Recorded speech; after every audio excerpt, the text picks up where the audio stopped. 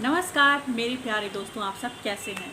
मैं उम्मीद करती हूँ कि आप सब बहुत बेहतर होंगे और किसी न किसी क्रिएटिव वर्क में अपना समय जो है वो लगा रहे होंगे। क्योंकि अभी कोरोना काल चल रहा है, बहुत सी चीज़ें हमारी मुताबिक नहीं हो रही हैं, तो हम लोगों को बहुत कुड़न भी हो रही है कि हम बहुत सा काम तो कर ही नहीं पा रहे हैं। लेकिन मैं तो यही गुजारिश करूँगी कि समय को कोसने से ज़्यादा अच्छा होगा कि हम किसी न किसी क्रिएटिव वर्क में लगे रहें।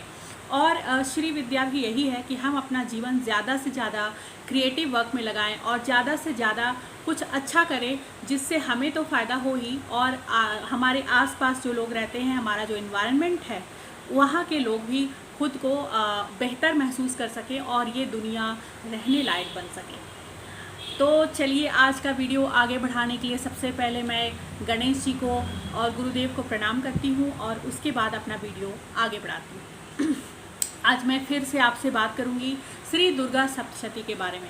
दुर्गा सप्तशती एक महान ग्रंथ है जिसे शायद ही कोई देवी भक्त होगा जिसने उसका अध्ययन नहीं किया होगा, या जिससे पाठ नहीं किया होगा, या साधनाएं नहीं की होंगी।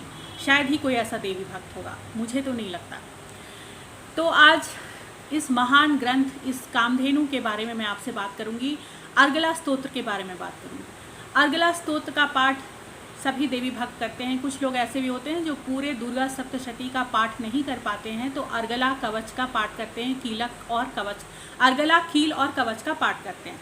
तो आज मैं सिर्फ आपसे अर्गला स्तोत्र के बारे में ही बात करूंगी। अर्गला स्तोत्र के जो सारे मंत्र हैं वो समझिए कि आपका किस्मत का दरवाज़ा खोल देते हैं, अगर आपको विश्वास है तो।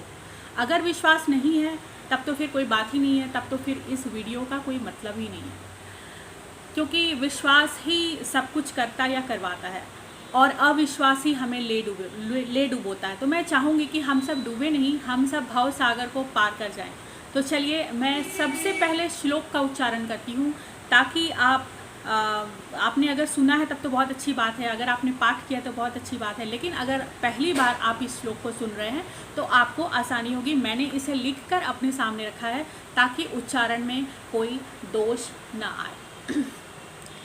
देहि सौभाग्य मारोग्यम देहि देवी परम सुखम, रूपम देहि जयम देहि यशो देहि द्विषो जहि। फिर से मैं इसका पाठ करती हूँ। देहि सौभाग्य मारोग्यम देहि देवी परम सुखम, रूपम देहि जयम देहि यशो देहि द्विषो जहि। इस श्लोक को आपने सुना होगा। आप चाहें तो YouTube में बहुत सारे वीडियोज़ हैं जो अर्गला स्तोत्र के हैं, उनको सुनकर आप इनका उच्चारण और उच्चारण समझ सकते हैं, उसका उच्चारण कर सकते हैं। अब आते हैं इसकी विधि के बारे में। इसकी विधि बहुत लंबी चौड़ी बिल्कुल भी नहीं है, बहुत ही आसान है। आप रुद्राक्ष की एक माला लें। इस मंत्र को आप 2-3 दिन बोलते बोलते आपको याद हो जाएगा। मैं डिस्क्रिप्शन बॉक्स में इस मंत्र को लिख दूँगी। बेहतर होगा कि आप दुर्गा सप्तशती खरीद लें और जो सबसे ऑथेंटिक है वो दुर्गा सप्तशती लें। उसमें अर्गला स्तोत्र को खोलें और इस श्लोक का, यह 13वां श्लोक है, यह अर्गला स्तोत्र का 13वां श्लोक है। इसका आप पाठ करें 108 बार प्रतिदिन। आपको जिस चीज़ की कामना है उस कामना के लिए आप करें, या फिर श्री दुर्गा जी की या काली जी की या जिस भी देवी शक्ति की आप पूजा करते हैं या आपकी कुल देवी हैं, उनके लिए भी आप इस श्लोक का पाठ कर सकते हैं। तो मैं आपको फिर एक बार आपके सामने इस श्लोक को दोहरा देती हूँ। देहि सौभाग्यम आरोग्यम देहि देवी परम सुखम, रूपम देहि जयम देहि यशो देहि द्विषो जहि। आप इस श्लोक से ही समझ सकते हैं कि इसमें हर चीज़ मांगा गया है। रूप का मतलब सिर्फ चेहरा नहीं होता, हमारे जीवन का भी एक रूप होता है। हमारा जीवन भी इतना खूबसूरत होना चाहिए कि लोग वैसे जीना चाहें, उनकी इच्छा हो कि काश कि हम भी ऐसा सुंदर जीवन जीते। जीवन वो सुंदर है जिसका कोई अर्थ हो। आपका जीवन तभी सुंदर होगा जब आपके अलावा और भी बहुत से लोगों को आपके किसी गुण का, आपके किसी अच्छाई का लाभ मिले। तो ये हुआ रूप। जय का मतलब ये होता है कि हमें किसी भी काम में अपयश ना मिले, यानी हमारे तरफ से ऐसा कोई काम ना हो जिससे हमें अपयश मिले। और हमारे जो शत्रु, जो बिना मतलब की हमारी बुराई करते रहते हैं, जो शत्रुता की भावना रखते हैं, वो भी धीरे धीरे शांत हो जाएं। क्योंकि जब भी हम पूजा या आराधना करते हैं तो दुश्मन को मारने से ज़्यादा अच्छा होता है कि दुश्मन के मन में जो शत्रुता की भावना है उसकी मृत्यु हो जाए। यानी अगर मृत्यु होगी तभी हमारी जय होगी। और इसके अलावा इन तीनों शब्दों में सब कुछ आ जाता है, सब कुछ, आपकी पढ़ाई लिखाई, शादी ब्याह, संतान, सब कुछ। तो आपको जो कुछ, यह मंत्र जो है अपने आप में भानुमति का पिटारा है। मैं इस मंत्र को भानुमति का पिटारा करती हूँ और ये मेरा बड़ा ही प्रिय मंत्र है। इस मंत्र ने, आप विश्वास करें, कभी मैं अगले वीडियो में बात करूँगी, इस मंत्र ने मुझे बिठाकर खिलाया है।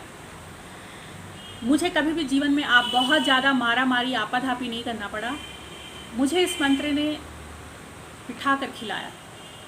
आगे कभी मैं इस अनुभव के बारे में आपसे बात करूंगी और मैं चाहूँगी कि आप लोग भी इस मंत्र का जाप करें और बहुत बहुत फ़ायदा उठाएं।